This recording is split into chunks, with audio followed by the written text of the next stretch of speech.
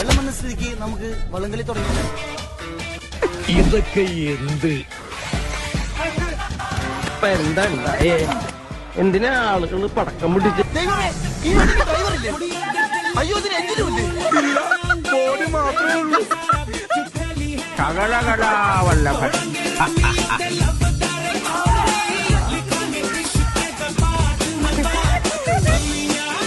അതെ, എന്താ ഇവിടെ കിടക്കണേ? ഞാൻ എന്താണ് ഇങ്ങനെ താൻ ചിന്തിച്ചിട്ടുണ്ടാവും.